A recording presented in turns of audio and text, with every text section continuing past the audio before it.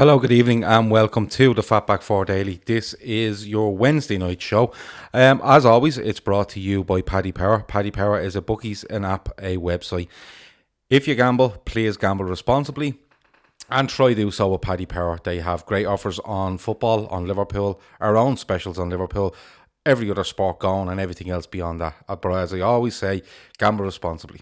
What are we going to have tonight? Well, tonight we're going to talk. I want to talk a little bit about Marco Grujic, who's been in the press a little bit today. I want to speak about the upcoming game at Manchester United, some developments there this afternoon, I suppose, on players' availability, etc. And look, anything else that comes in. With me tonight is Chris Brack. Chris, how are you? Liverpool ladies did not lose at the weekend or the other night or whenever they played. So look, the week is looking good already, isn't it?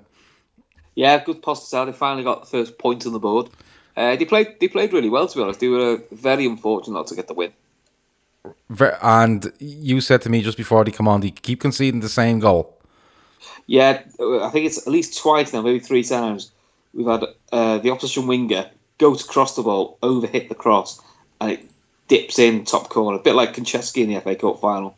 I don't know how many times I've seen that goal. It's that's when the luck's not going for you. But in fairness, the lady we've got from Man City, Mel Lawley, seems to be running the show, and then we've got two very good young wingers in Neve Charles and Rizola Babajide, who won the penalty.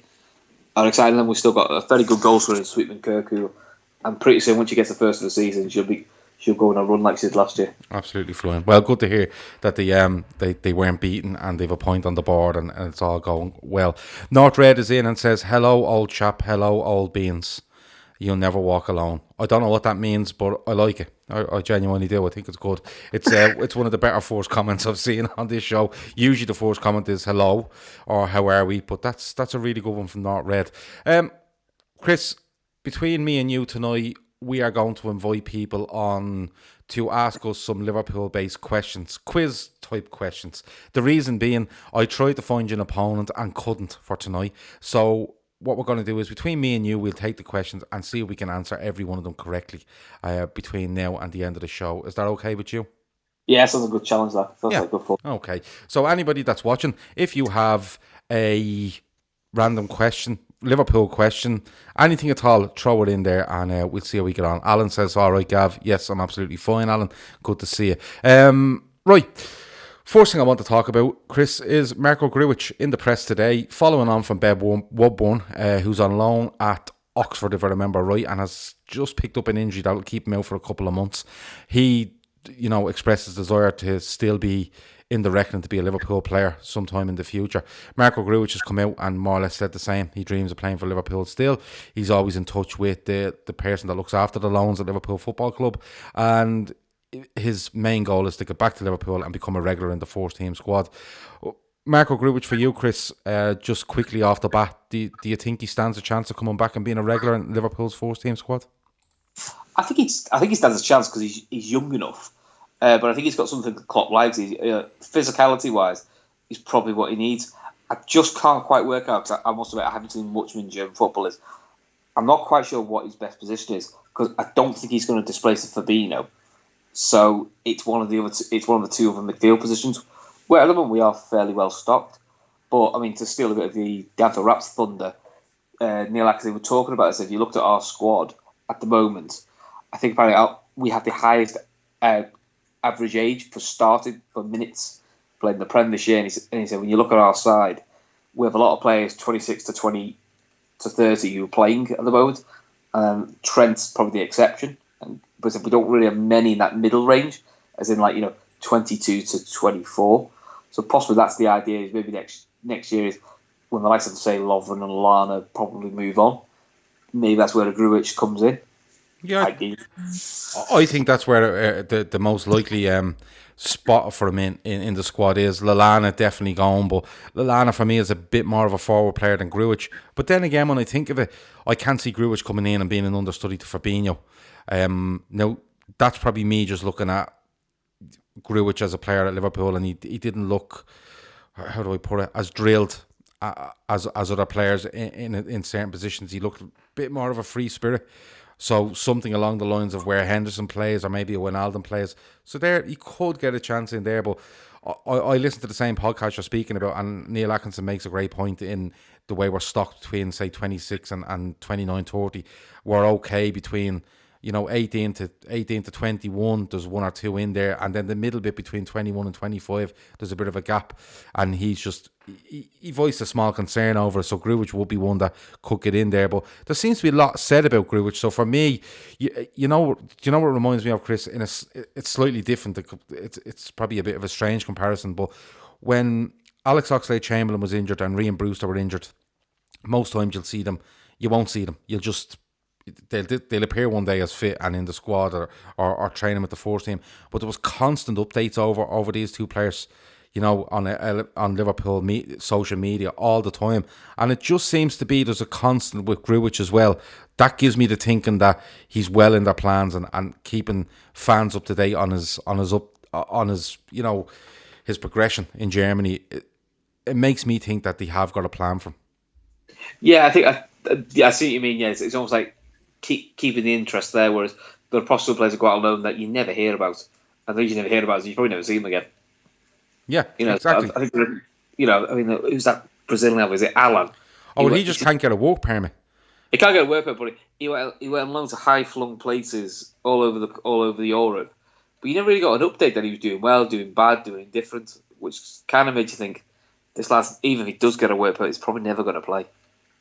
Yeah, I know. When Klopp came in, I think, or maybe it was probably close to a year after he came in, Alan was back at the club and Klopp raved about him and went on about that work permit. But I like you, I just see that going on and on and on. And with Brexit, and things like that, it's going to make it even more difficult. As that may sound stupid, but it's just one of those things. I don't see him playing for Liverpool, but just the update on Grujic, it interests me, and I can see a spot for where he could be. Where it would be, I don't know. Like Alan says, Grujic isn't a Fabinho type player. He'd be after Hendel's spot in the team. I agree with Alan when he says that, because I think he's. I don't know what he's like positionally, and I'm trying to think of the word. There's a word in my head I'm trying to get out here, and disciplined. Disciplined is the word I'm looking for, and I see him when I've watched, and I've seen. I'm going to be honest with you. He's in Germany over a year now. I've probably seen him play twice, but he did look like one of those that he's a bit more creative than people would give him credit for, and he has got the engine to get up and down. So I agree with Alan when he says something like that. Here's a question: who was Roy Evans' first signing? It's a good one, that. It is a good one. Yeah. You might have to have a little think over that and come back. But there's the first question in. It's a very difficult one. I can't remember who asked it, but it's a really good question. Danny says, United season ticket holder says to me, if we attack them, we batter them. But will we? Will Klopp be brave? We will get to that at the end, Danny, because I think it's something I've mentioned over the last, probably the last 4 or 5 days, is our attitude and our approach to the game is huge. Absolutely huge. Danny says again, Alan is 23 in March. It's not happening. I don't think it is. No. Kev O'Sullivan says he's playing in the 6 for Berlin, Grujic. That surprises me. Because whenever I've seen him, he does love to break forward. Maybe it's just the way they play. But look, it's one of those where just overall, I think me and Chris, I hope he agrees with me when we say we do see a path for him. And the updates constantly and the little things in the media will tell you that he's very much in their plans. Would I be right in saying that, Chris? I think, yeah, the ones I think is more of a debate is probably Harry Wilson. Yeah. Because I would say the loan move's done him good, as in he's proven he probably is a Premier League standard player, which is good for him. I'm trying to think where does he play for us, because I don't think he's quick enough to play in the front three, which means that he's then goes to that mixer of the midfield three. That is, he's got a great free kick on him, but when is he ever going to get on a free kick for Liverpool? I'm still unsure how Harry Wilson, whether he's sadly sort of like missed the boat, as in like if he broke in the scene 2 years ago, we'd probably seen a lot more of him. Or if he was 2 years younger, you probably would have given more of a chance. I'm not sure of Harry Wilson, whether he's missed the boat for what we need. I think he's doing well at Bournemouth. And, as you said, we've seen... sorry, I have to shout this out. Colin Thorley, a friend of mine, just says saphead. And that's just what he does at every show. And when I don't read out these comments directed towards me and abuse towards me, he gets very upset afterwards. So there you go, Col. Your comment is being read out. Let me see. Sorry, I will get back to Wilson now. Sorry, Dixon 87. I'm trying to call these out before they disappear off the screen. My opinion, Gruitch Milner is Milner's replacement, especially if we win the league. Milner to Leeds. I hope that doesn't happen, Dixon. I hope Milner stays at the club, and if he does, not as a player, definitely in the backroom staff, because I just think it's spoken about all the time. Milner's desire, his influence over players in the squad is absolutely humongous. I think if he can get himself back to fitness, I think Chamberlain could be long-term Milner. Yeah. As in, he can play anywhere along the midfield. He can play fullback if you need him to, which is kind of what Milner is. The ultimate utility kind of player you turn Chamberlain into? Potentially, yeah. Yeah. He's clever enough. But the big question with Chamberlain is how quickly he gets back to the level we need him to get back to after such a horrible injury. That's the only slight concern you have with him. Yeah. Stephen says Klopp molds players so he can get Gruitch what he wants. Yeah. Or he can make Gruitch what he wants. Yeah, I absolutely agree with that. I think you have to... I'd like to see Gruitch get... If he is going to get a chance, get 12 to 18 months under Klopp, properly under him, and see where he develops him. Kev O'Sullivan says there, I think it was Kev said, it also keeps him in the public eye, and the transfer value and stuff like that can be kept up. In fairness, they could have got a good deal for him in the summer, and got a really good deal from him, but decided against it. So I just feel that the updates, as I said, I think it's just one where we're constantly looking at this player and we're constantly keeping a track, and we have got a vision for him, whether that's in a Milner spot, whether that's in a Henderson spot, a Lallana spot. But I do think he will come in, and he will be part of the squad at some stage.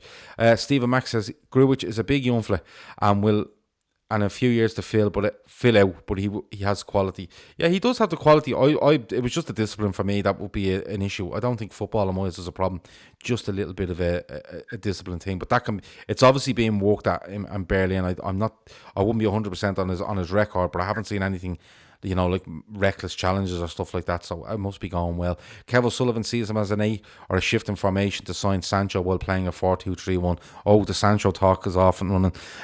Have you got a name for me for the first signing under Roy Evans? I'm trying to think. It was around the time of Nigel Clough and all that, but I'm sort of thinking Nigel Clough and Neil Rook's too obvious. Yeah. So I think it's going to be some... I'm trying to think who else he signed, but they're the two that initially come to mind, but I don't think it's them, because I think they were later. So, am I right in saying Roy Evans takes over at Liverpool in the start of the 93-94 season? Would that be right? I think so. Yeah, I think it is. So 93-94. I have a feeling the opening day in 94-95 is when we batter Palace at Selhurst Park. I could be getting my years wrong. So I think that's also the year I had my first Liverpool game, which is near the end of it, where we beat Southampton 3-1. Right, so 94-95 is that season. So if we go back the season before then. So I'm trying to think else. I think Dix was around them as well. Yeah, I'm wondering could it be Dix? Whoever asked the question, give us the answer, because we hear all night. But it's going to annoy me. But it's like a goalkeeper that you forgot we signed. It could be one of those, but I'll throw Julian Dix. Will I throw him into the mix? Yeah, sure, why not? See what happens. Northred says that Klopp must see something in him in Gruitch. I think he does. I think he could have sold him easily for good money as the during the summer, and he didn't. So the one benefit is if Gruitch is deemed good enough and he replaces Lallana, then in a nice possible way, that's a position upgrade. We're spending no money again, and we did spend any money this summer. So is that Liverpool stockpiling to go? We didn't spend anything last summer, so we go for someone big. Whether the Mbappe talk and Sancho talk is real, but I think if Liverpool are going to go spend big, that's the only way they're going to improve this squad now. Is if all the front three stay, they've got to get someone at that level. Yeah, they absolutely do. Dix is wrong. Stephen Kingsbury said Dix was a Souness signing. Was it that early? Dix? Because I think Souness leads us into 92, 93. I don't think he lasts much longer than that, though. Yeah, I thought Dix was 93. North Road, North Road. North Red says Brad Friedel. Not a bad show. Whoever, I can't remember who asked the question. I'll have to go back through it, but somebody asked it. And if you want to come in with the answer, it probably was North Red that asked the question, and he's giving me the answer as Brad Friedel. Just let me know if that's the case. Look, I don't think it was Brad. I think he was later. yeah. Look, Stephen Mack says, here we go. What job did John Barnes' father do, and what club was Barnes' first pro team in England? It wasn't Watford. It was somebody before Watford, wasn't it? Right, and the father's job, I think he was He's in the army, wasn't he? Yeah, I think he was in the army. I think he was in I'm nearly sure he was an army man. And I don't know the club. My earliest memory of Barnes was Watford, but it could have been something like Kingstonian Rovers, and then he just got picked up by Watford. One of these. But Stephen Mack will give us the answer to that. North Red. Because that's why he ended up playing for Jamaica or something like that. Yeah, exactly. Being in Jamaica because his dad just posted there. Yeah, exactly. It was Brad Friedel. North Red said he asked the question. So there you go, Really? Brad Friedel. Yeah, Brad Friedel. Okay. And I always thought he was later than that. Yeah, and I always thought Brad Friedel was brutal, and then he went on to the career he had, where we messed around with goalkeeper after goalkeeper after goalkeeper. Is that when Joe Corrigan was like the John Achterberg of his day? Everyone blamed him for all the keepers being rubbish. The keepers were awful. When in hindsight, they were just crap keepers. And Dicko says, we need to go to that dump on Sunday and show we are where we are, and they are where they are for a reason. Line up, lads. We will get to the line-up later, and thanks for that. That was like a rallying call. A tongue twister. When you say show where we are as they are we are. But now we will get to a lineup. Anyone I'm talking to this week, I do look for a lineup and a prediction at the end, and I will definitely get to that with Chris as well. If you've listened to shows during the week, you'll know what the lineup I feel it'll be and a prediction. But I'll reiterate that at the end of the show. Right, so the international break is out of the way. Trent didn't play any at all. Robertson did play. Van Dijk played. There's a couple of Henderson, Wijnaldum. There was a fair few of them played. For Firmino. The usual lads. Trent was probably the standout one that didn't get a game. But it's out of the way now, and it's all systems go for this game away to Manchester United. Now, we have done a couple of previews on it with different people because I like different people's views all the time. And I will get Chris's thoughts on it towards the end. But just little developing stuff over the day. And that's been, on the show last night, while I was talking to Carl Kopak, people were reporting to us that David De Gea had gone down injured. And we were wondering, is it just precaution? Is it this, that, and the other? Sky Sports News today have broke the news that Paul Pogba and David De Gea will miss the game on Sunday. Wan-Bissaka was suffering, I think someone said, with tonsillitis. Anthony Martial is thought to be in contention. So is Luke Shaw. The quote from Solskjaer is, we'll see how they get on in training and if they can make the game, whether that's even 20, 30 minutes or a half a game, which is a little bit strange of a quote from me, considering the players they are. What Shaw doesn't. I don't know why Shaw comes on for 20 minutes in a game unless they're winning and they're trying to hold out or something like that. It's a bit strange what he said, but just on the Pogba and the Gea one, we'll have to see what happens with Martial and Wan-Bissaka and Shaw. I expect them all to play, to be honest. But massive loss for United, Chris, or are you not really bothered either way? I think De Gea's a massive loss. I mean, he's an absolute. He is to us what Alisson's become for other teams. Where teams, when they see Alisson, they think, I've got to put it in the absolute corner to beat it. Yeah, great point. And you can see with Liverpool, as soon as they saw De Gea, it's like, I've got to bend it so far in the top corner, like he'll never get it. And he had that hoodoo. I don't think he's quite at the level he was a couple of years ago, but that doesn't mean he's crap. He's probably not at superhuman level. He's just more of a very, very good keeper. Pomper, he's just a bit of an enigma, really, isn't he? Because when he can, or when he wants to, he can turn a game. We've seen him do it. I think the frustration from what I hear from my friends with United fans is he doesn't do it enough, or he doesn't do it when it matters. That's probably criticism of it. But you do know, the ball falls to him 30 yards out, he has the capability of putting it top corner. So the fact he's not playing, I think, is a bit of a winner, because touch wood, hopefully I'm not jinxing it, there doesn't see as many goals from midfield if he's not there, because I don't see Fred as a goal. I don't see the likes of Fred and McTominay as goal scoring midfielders. No, well, McTominay does score against Arsenal, but you're right in what you say. He doesn't get a hell of a lot of goals, and Fred is the same. Stephen Kingsbury says Lingard is out as well. I didn't know that. I genuinely didn't know that. And that he only scores a goal every 6 months. Yeah, but Lingard for me is the type that could turn up. He doesn't do it very often, but he is the type that can turn up every now and then, and he usually has a good month. And he done it when he went away. I think he played Arsenal in the league and the FA Cup at the Emirates in a short space of time, and everyone thought he was a world beater when clearly he wasn't.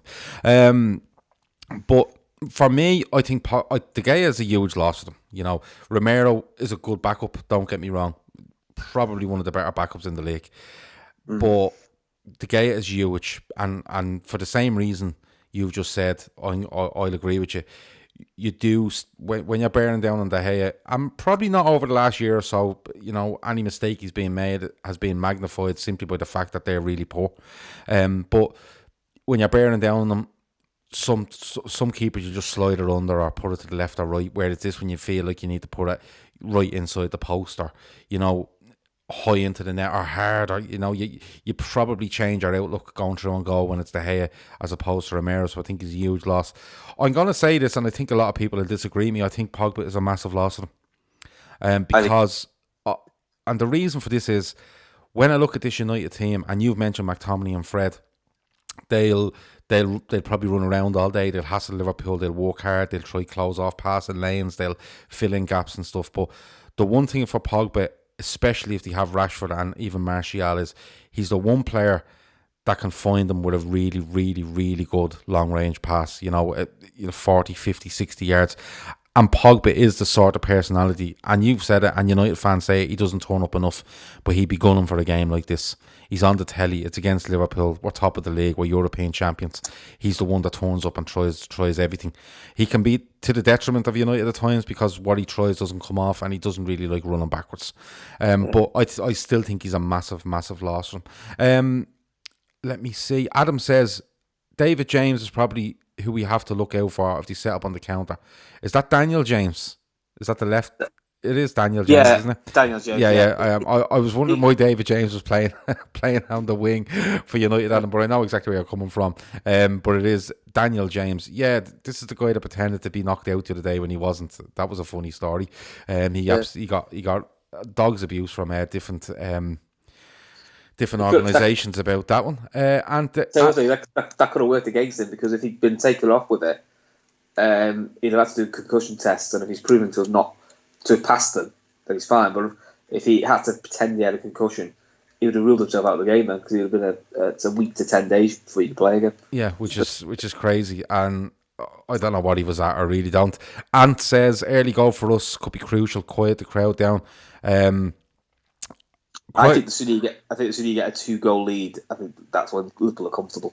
Yeah, you see, I have a feeling United fans are going into this feeling like they're big underdogs, and they are underdogs in a betting sense, I suppose. But just the attitude of them going in there, I think they actually will go in going, we are massive underdogs here.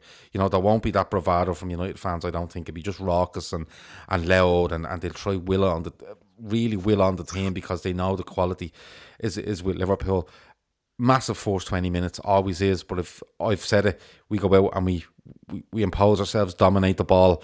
We don't have to do a hell of a lot. Just dominate the ball, quieten them down, maybe half open them up here and there. Score is great, but half open them up and put the warning signs there, and put them back in their box a little bit. Both supporters and players. I think it's absolutely massive. Northred said Sky lies. Don't believe the Sky United fan club chairman Martin Tyler. Well, they're saying they're both out, so we'll have to wait and see. Ole Gunnar Solskjaer's apparently said it as well. Yeah, Ole Gunnar Solskjaer. Somebody did say there, I think he's talking out of his hole. That doesn't make a massive difference. That he does it an awful lot. He's out of his depth. He's absolutely out of his depth. Regardless of the result here on Sunday, Ole Gunnar Solskjaer is absolutely and utterly miles out of his depth. Let me see. Lingard's still a young kid. They need to take their time working him into the side. Nice one, Adam. I like that. The 27-year-old up and coming star. Stephen retire young man as well. Yeah. Stephen Mack says, told you the other night the Gea fella was out for at least a month. We'll have to wait and see. He's being ruled out Could it be a month? Could be a little more than that. I'm not too sure exactly what the injury is. He got dog abuse off the commentator when he went off injured. All right. Because they were saying like he felt his hamstring in the first half, and they were going like, why has he stayed on? This is ridiculous. And then as soon as he kicks the ball, he just doesn't move. Yeah. But the commentator was getting dog abuse. Said it was ridiculous. Tried to play on. And is it a hamstring? Is it a groin? Is it a calf? Well, it says a groin, but we thought it was a calf. But the report thought it says groin. All right, okay. You see, I just never believe any of this, and I know Sky have reported it and Solskjaer said it, but I still don't believe it till I see the lineup come 3:30. Sky also reported that Virgil van Dijk had agreed terms with Man City, didn't they? Yeah, exactly. Dunno says Fabinho with the strike. Listen, I'd love that, Dunno. I'd love Fabinho to bash one in from 25, 30 yards. Just absolutely lamp one in and then just go off on one. Even to make it 2-0, like Chris said, a 2-0 lead with Fabinho bashing one in would be amazing. And Dick says, fantastic show as always, up the unbearables. Thanks very much. If you're on YouTube and you know people that like this sort of stuff, let them know and let them subscribe. Stephen Mack says, Gav, the cans are going down rough tonight, bud. He's dying here. Too many cans, probably, Stephen. Even for me that likes cans, sometimes you just have to ease off that little bit, Stephen. Get yourself ready for Sunday. That's the proper day to go and sort the cans out. North Red says, I think Liverpool could get a few pens in this game. I think VAR could figure hugely. That's not a bad point. Especially the way Liverpool play in and around the box, and that they're quite intricate, and they can a little 1-2 and any grab at the jersey now, you know. But listen, if it comes down to VAR, the decision's going to be made, and the right one will be made in the end. Again, I don't know when it will be used and how they will use it, because seriously, I'm just one of those that I can't get my head around it. I really can't. Stephen says that Pogba is the biggest myth in modern football. Fact. Not many World Cup winners are myths, though, are they? Yeah, I'm not too sure on that. I think the relationship between him and the club is wrong. I think the club hold on to him more for a financial value than a football one at this stage, and I think there might be a bit of regret there from him. Mark says a Mane brace. I'd love it. Anyone scoring, I don't care who it is. Andy Robertson could be scoring headers at the back post. It really could be one of them. Dunno has a bit of advice for Stephen. Says, get on the Russian water. You know what that is? Yeah, it's good stuff. It's good stuff. I think the thing with Pompa, probably to steal a Neil Atkinson line, is he's pro those players. A bit like Coutinho, you don't want him to be your best player, as in you want him to be the player who sets up the best player. So he hasn't got that burden on him. So he's a bit freer. I think that's possibly the problem with United, is he probably is on paper their best player, whereas he was setting up like he was in our team, he was setting up a man who I said like he'd be a big player but not the best player. I think that would take a lot of the burden and limelight off him. I do think he's a big scapegoat for sometimes stuff that isn't even particularly his fault. But yeah, that's true, because everything goes through Pogba. You know, he is their record signing still, isn't he? You know, he was held up as this beacon when he signed, and you know, we'll make it back in short sales and all this sort of stuff. That's how big the transfer was. But he was outstanding at Juventus, and what you say has a little bit of a point, where he wasn't the main man at Juventus. He was a very good part of an extremely well drilled and well organised team that could attack and defend brilliantly. You know, but for me, I'll put it this way: if Paul Pogba was in the Liverpool squad, I reckon he gets 15 goals a season, easy, absolutely easy. The key thing for Klopp would be as he is with all players, as long as you buy into his ways. If you don't buy into his ways, he has no qualms with bidding players off, as we saw with Saka. Yeah, absolutely. Antico says he'd take an own goal in the 92nd minute. It would hurt him even more. I really wouldn't. I want us to go out and bash them.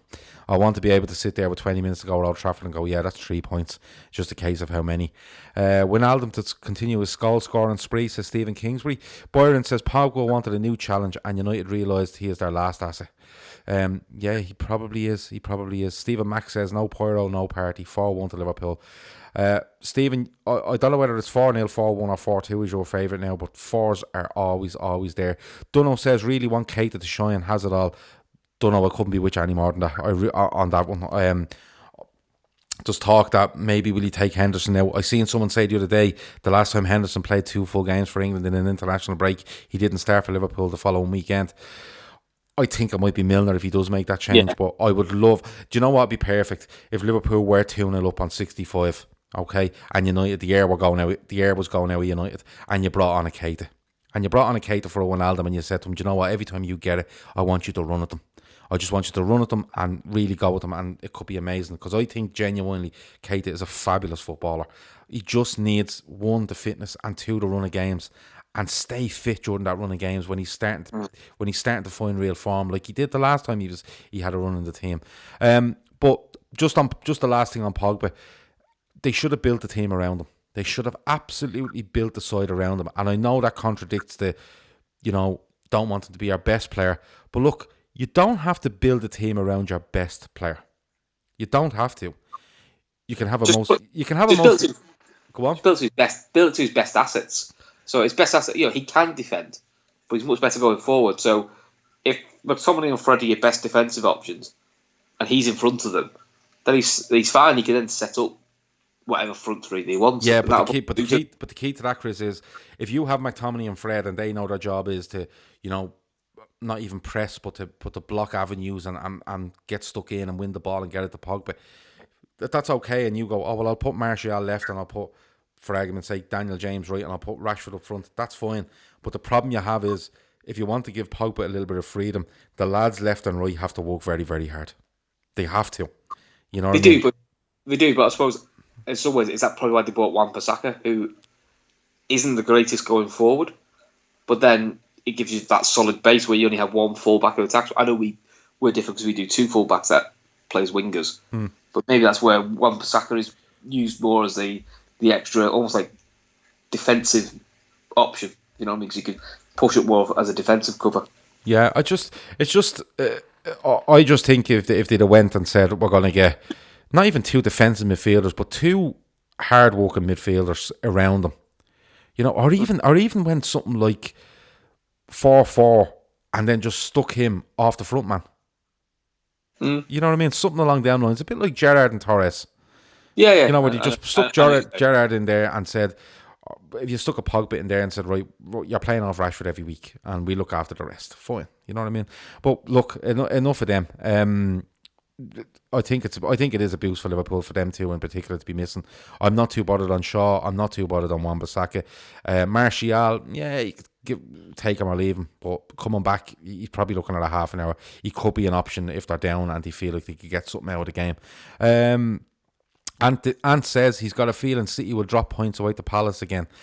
Do you know what? I was only thinking about this today. Chris, can you see them dropping points? Because I have a feeling, although they haven't struggled there, they should have been beaten 2 seasons ago. Milivojevic misses a penalty, and they go 2-0 up there last season. I think Palace get 1 back, but they're quite comfortable. I think they're going to bash Palace on Saturday. I think they're going to smash them, because I think Palace at home are horrific. They're a brilliant away side, but they are crap at home. And the other thing is, we're relying on Roy Hodgson to remember to try and forget that he's Roy Hodgson, and at some point that always happens. That he remembers he's Roy Hodgson, and they just go back to being pretty bang average. Yeah, should Palace travel to, say, Edinburgh on Saturday or Friday, right? And then Saturday morning fly to London and treat it like an away game. It might suit them, to be honest. And give City the home dressing room and the whole lot, and everything else, and call out the City team first on the tannoy, and all that sort of thing, just to make it feel like an away game. Yeah, the real chance you give Palace is, there's talk Stones is back, but obviously he's been out for 6 weeks.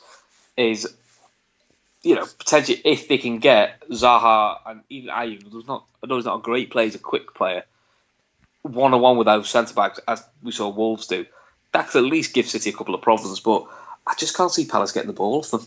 I just don't think they're good enough to get the ball off them to hurt City, sadly. Well, we'll have to wait and see. Stephen says an evening game at Selhurst can always be tricky. We'll have to just wait and see, genuinely. I'd love to see Palace go ahead in that, or even hold City to half time and see what way City react, because I think the reaction from City when they're this far behind Liverpool is completely night and day to the one where they knew that if they won most games last season, they would go back ahead of Liverpool. It's all in the head, really, isn't it? Alan says there's 90 points left to play for. I think 70 points is what we need to win the league. 70 would give us 94. Yeah, I'd be in around that. I would be in around that. I've said at the start of the season, I think 30 wins, 5 draws, and even 3 defeats. I think wins it for you. That's my opinion. I did say that, and I do a countdown on Twitter every time Liverpool win. We are down to 22, and hopefully 21 are around 6:30, 7 o'clock on Sunday. Look, I can't leave without talking to you about the actual game, your lineup, your prediction, how you feel it will go, and what you'd like to see Liverpool do. I absolutely hate these games. Yeah. I think under Klopp, these are the only 2 games I ever get, particularly like United and Goodison away, because they're those games where you think it doesn't matter what form we're in, there always seems to be something that's not that goes against you. And also, I've seen plenty of awful Liverpool sides beat United at home, which is bizarre when you see the teams we've beaten. But I can't see us not winning at the moment, because on paper, I think we have too many options to cause them issues. Gut feeling is I think we go to the Champions League 11. Mm-hmm. I agree.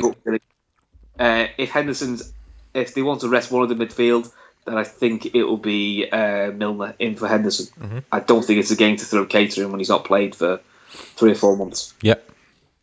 So that's my gut feeling. Mm-hmm. And what's your gut feeling on a prediction score wise? 3-1. Exact same as me. The exact same as me. The last thing on it, what way do you want to see Liverpool approach this? Do you want us to come out and see what United have and then react? Do you want us to come out and make it a mayhem game and be confident that we could get the better of them? Or do you want us to come out and say, we are who we are, as somebody said there earlier on, and this is the way we play, and we're going to play it, whether it's at Old Trafford or anywhere else? What way would you like to see them do it? Probably something similar to how we played Bayern away last year. Okay. Where we kind of tried to control the ball, and only and then just press them high when we get the ball, and then just look for the gaps in behind. Because I do think if he does throw in Wan-Bissaka, for example, and Lindelof, you've got to be saying to Mane, right, as soon as we get the ball, just put something behind them. Let's see how fit they are, because they're fit, but I don't know if they're match fit. Yeah. And at some point, there is that part where he goes, at some point, Salah has got to have a good game against Man United. It's you can't be brilliant every game, but United seems to have a little bit of a hoodoo over him. And I think at some point that's got to change. Yeah, so, absolutely. I'd like to actually see sometimes, probably a bit like we did against Leicester, just start Salah on the left, just for a change, and start Mane on the right. Just something that they're not expecting, because they'll play Ashley Young thinking he's going to mark Salah. Absolutely, yeah.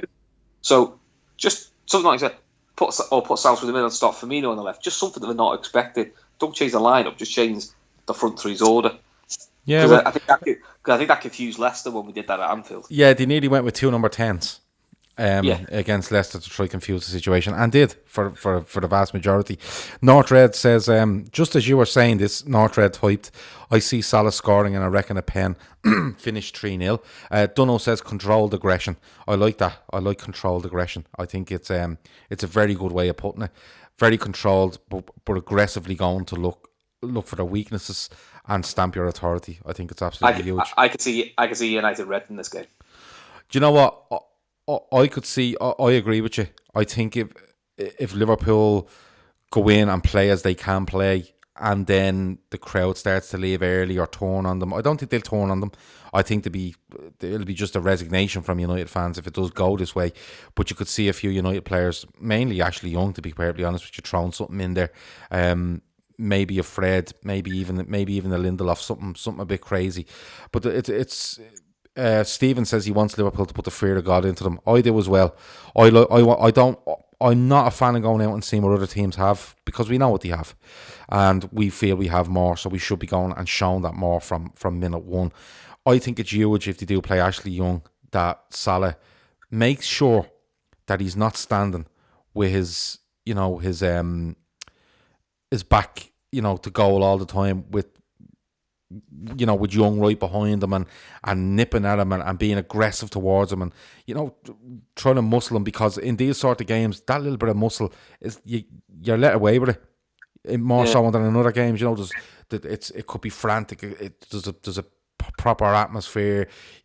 Referees can get a little bit not caught up in it, but they do let a little bit more go. I'd love to see Salah stay as wide as he can, and even if he has to drop 10 yards and stay wide and get the ball one-on-one with Ashley Young and running at him, I think it's a massive thing in the game, an absolutely massive thing in the game. Don't ask me why. I just feel that if we can get Salah on the half turn for the majority, I think it's a really, really, really good move.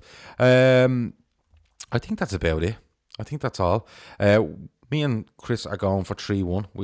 I have, and he has agreed with me. We're going for the same team, and I do feel Keita might be in with a show if he doesn't go with Henderson. I put my hand up and say that, but the more likely, I think your shout with Milner is more possible if Henderson is left on the bench for this one. Dunno says he reckons Trent will leave one on James early. Yeah, he could do, but you know what? I wouldn't mind Daniel James going at Trent a couple of times and Trent to show how good he has become defensively, and just literally warn him off a little bit or burst his bubble that little bit. Barry Carr says that Goldbridge reckons it's 0-0. I fear he could be correct. There's no way this game is 0-0. Not a fucking chance. I know. I saw that interview. I think what he was saying was, because everyone expects it to be a goal fest, which you think it would be. He says he thinks United's only hope is defend their lives, because actually said that's probably their better option because they can't attack. The one thing he did say, which I think he's right about, is he says it doesn't matter the game if it's 0-0 or 6-0 to Liverpool, Solskjaer won't go, because he says he doesn't think if Solskjaer goes and he said whoever they bring in, said the problems are still there. He agrees Solskjaer's out of depth, but he thinks until the board's fixed, that club's going to be in trouble for some time. Yeah, but like I've spoken about the board of Manchester United quite a bit and the structure of the club, and I've heard things like, Solskjaer, like I've heard from Mark Goldbridge saying, no, there's no way Ole Gunnar Solskjaer is going anywhere. He's perfect for what they're looking for him to do, and that's just to keep the team going because they're making money. The second thing is, I've heard quotes that apparently have come out of Manchester United saying we just need to make it to January. Could it be a case that they're going to trust Solskjaer with all that money? I think it'd be foolish. But also, could it be a case of someone's in the background waiting to take the job and are picking players they want to come in and bed in for 6 months before they take over? It's one of those, but we will discuss it a little bit more as we get closer to the time. What have I got for the rest of the week? I'm looking to get a United fan on Friday night. I know that much. Tomorrow night, Keith will be joining me. Keith Cross, really good guest that was on me a week or two ago. He's going to join me and have his thoughts on it. So it literally is Liverpool versus Manchester United week. We can't get away from it. If anything else comes up, we'll try to keep an eye on it and bring it into the show. If you see anything else that comes up, a bit like the De Gea injury last night, or Lingard is out, or anything you see like that, or anything, Alisson's back, stuff like that. If you see that and you think you can throw it into the show, absolutely throw it in. The comments are what makes this most nights, that, to be perfectly honest with you. A few more comments before we go. The amount of boys we had stay at Melwood this week was great. We won't see Hendo. Who comes in? For me, it's Naby. Barry, I'd agree with you in theory, but I think in practice, I think it will be Milner. I have to agree with Chris on that one. If United played their best game since Ole got the job full time, United getting 0-0, but that won't happen. Dixon reminds us that we are the champions of Europe. Thanks very much. I always like to be reminded of that. North Red says Goldbridge is me in the 90s when you couldn't bear to be honest. He's a long road ahead of him. Dave's LFC chat says hi Reds. Thumbs up to Gav. Hey Dave, how are you, my man? Barry Carr, Goldbridge has a bit of a gag on him. Can't speak freely for fear of ruining his fancy. I don't know. I think he's quite brutally honest, because whenever United lose, he's become a bit like Arsenal fans. What did Goldbridge do? But in fairness to him, whenever United lose, he's pretty upfront to go, we were crap. It's never, we were lucky with the ref. Right? He just goes, no, we were crap. Yeah, Football's crap. He's been doing it for a while. Yeah, I think he is. I think he is fairly honest, and he's fairly straight down the line. And you have to admire him for that. The fan side stuff, that might be a bit of truth in. He has a business to protect. That's fair enough. Well, that's why he acts like Alan Partridge, because that way the one lines comes out are brilliant. Yeah. He's a walking if. I've said it before and I've said it again. He's a genius. He really is. For what he's done, he's a genius. Dunno says, what's Grizz's prediction? Grizz's prediction is 1-1. Unfortunately, I'm going to try have Grizz on Friday night to explain himself, and I feel he should explain himself, because it's fucking out of order, to be perfectly honest with you. Barry, make sure you get the context. Huh? Make sure you get the context of it. Oh yeah, we'll have to get the context. Tell me this: did anybody hear Grizz's stories about camels on Sunday night? If you haven't, go back and listen to it. He talks about camels and he talks about the keto diet. And my God, it was 12 minutes long. I think the end of the show with the random questions, and it's one of the best 12 minutes I've ever had in Grizz's company. It was absolutely unbelievable. 90 minutes away from chanting champions of Europe, says Barry Carr. Absolutely. Stephen says, walking out on Sunday as the European champions and 8 points clear is sheer bliss. Yeah, let's make it. Let's hope City drop points and maybe, you never know, we go and win and we can make it 10 or 11. But 8 will do me. 8 will absolutely do me come, if City win, 8 will absolutely do me come Sunday evening. Let me see. Dave's LFC chat says 2-1 to Liverpool. Salah and Mane. Barry says camels, ? Barry, go back. The show is called Double Decker Camels. It's from Sunday night. If you don't want to listen to the football stuff and the Manchester United stuff and the Liverpool stuff, don't. Go to about 53, 54 minutes and you will hear 2 random questions at the end, and Grizz literally has me in tears. He's an absolute madman. Byrne says, ha ha ha, flying on camels. Yeah, that's all I'm going to give away, Byrne, for anybody that hasn't watched or listened to. It's available on YouTube. It's available on all your podcast apps, so whatever's easiest for you. Maybe Ireland beat the Kiwis. Not a chance. In the rugby? No way. Not a chance. It's not happening. Right, that's it. That's the Fatback 4 Daily. Chris, thanks a million for joining me. We've gone 47 minutes. We've been a bit bold tonight. No, thanks for having me, mate. No problem at all. I will talk to you at some stage next week, no doubt. That has been the Fatback 4 Daily. It's been your Wednesday show. We look forward to you tomorrow night, myself and Keith. I might drag someone else on along to come along and talk with us tomorrow. That's it. Over now.